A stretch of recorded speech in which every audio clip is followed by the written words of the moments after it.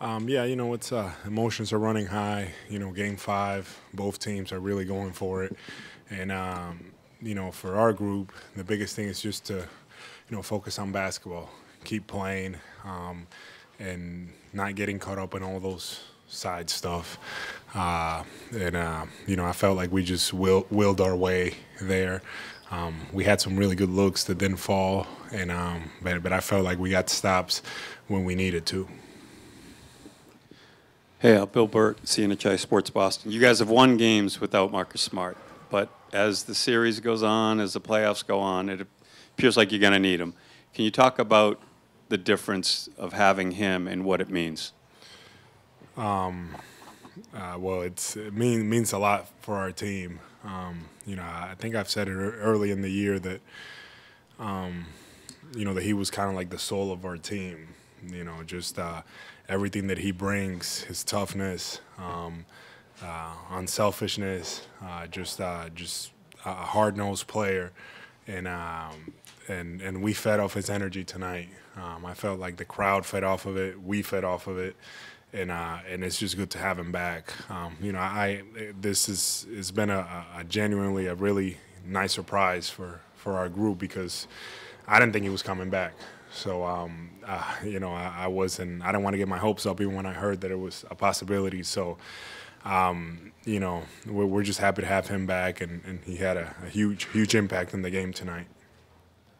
Marc, Celtics.com. When Brad was just in here, he said that one of the keys to him putting Shemi into the starting lineup was to shift you over to center.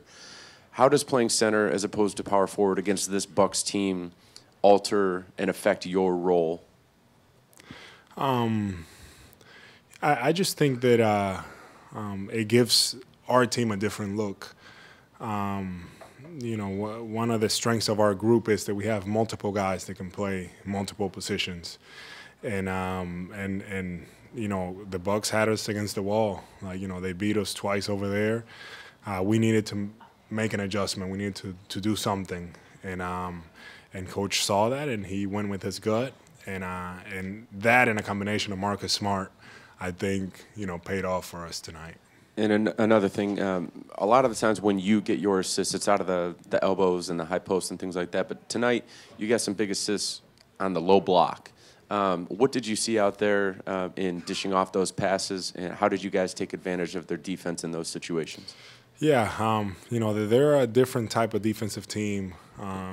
Normally teams play differently, and just their defense is really good. So they really force you to think, and I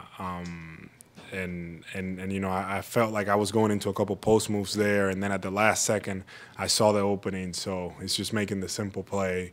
Jalen, a couple times he just did a great job of relocating, reading me, and it was impressive. You got to give him a lot of credit because if he didn't show himself to me, those plays wouldn't have happened. So Jalen just thinking the game was great.